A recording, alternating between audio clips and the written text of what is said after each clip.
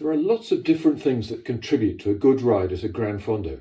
Some of these can be called racecraft, others come from improving your skills. In this video, we're going to focus on how you can ride faster for the same effort, or, when you're in a group, at the same speed for less effort. The first and most obvious is to ride in a group whenever possible.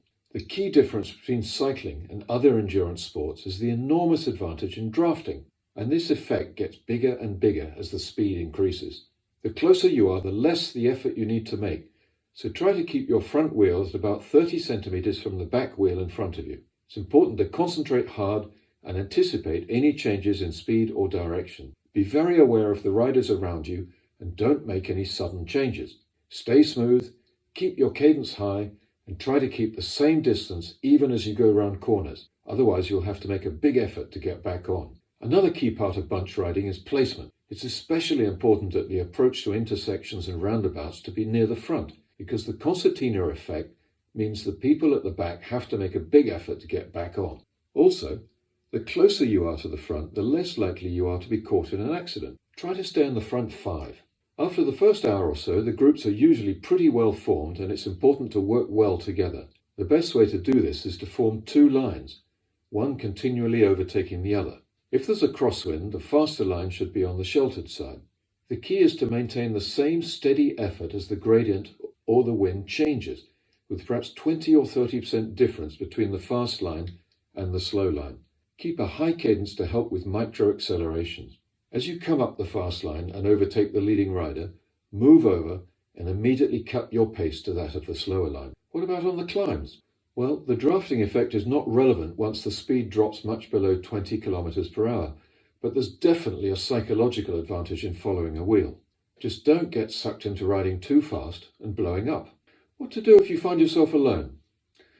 If you're on the flat, your best bet is to back off and ride steadily, but not too hard, until the next group catches you up.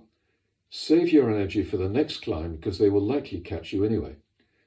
Keep looking back so you're not surprised and you can accelerate in time to join them.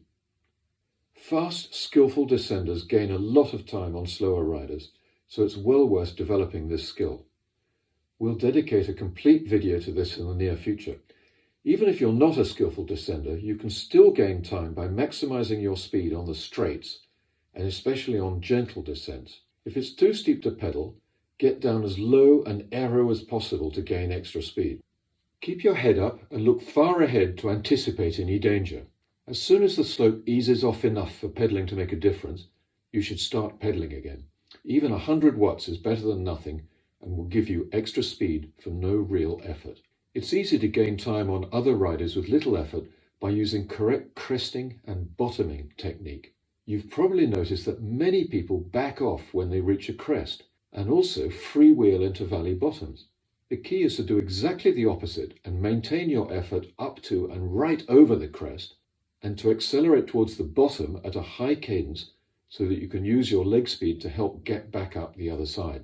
As the slope makes itself felt, you should progressively change gears up to the middle of the cassette and then drop to the small chainring, keeping a constant power all along. Do this right at high cadence and the effort is minimal for a substantial gain. Poor pedaling economy means using more energy than needed at any given speed. The main things to focus on are to keep your upper body stable and relaxed with only your legs moving, and to pedal as smoothly as possible at a comfortable cadence. The steeper the climb, the more you should push down on your heels. Keep a light grip on the handlebars and don't pull unless it's very steep. Stand up regularly on a long climb to use your muscles differently and stretch your back. You want to pedal standing at a much lower cadence than seated, so either take advantage of a steeper section or change gears 2 or 3 times. Look far ahead up the road and gently rock the bike from side to side, keeping your weight over the pedals and your upper body as still as possible. Our last tip to save time and ride faster is to minimize your stops. You may have no choice, of course, but to make the occasional toilet stop or to pick up food and water at a feed station, but remember the clock is ticking every second you are stopped, so plan ahead. You can minimize both toilet and water stops by controlling the amount you drink, both before and during the event. How much to drink depends on how hot it is and how much you sweat, so it's impossible to give a clear recommendation other than to drink little and often, and especially if you feel thirsty. If your heart rate is unusually high midway through an event, it may be a sign of dehydration. The other reason a lot of people stop is to adjust clothing and put jackets on or take them off. This can easily cause you to lose contact with a good group, so it's worth learning to do it while riding. It's not difficult once you're comfortable riding hands-free, but it does need practice. Don't try this at an event until you're completely confident in getting it right. The key is to have enough speed to keep your balance easily and to keep looking far ahead throughout. This is the third video in our series on Granfondo pacing. You can find the others on our YouTube channel. My name is Marvin Faure, cycling coach and Granfondo specialist. I hope you found these tips to be useful. If you'd like to learn more and practice with a coach, come join one of our Granfondo coaching camps. Details are on our website or drop us an email. Thank you.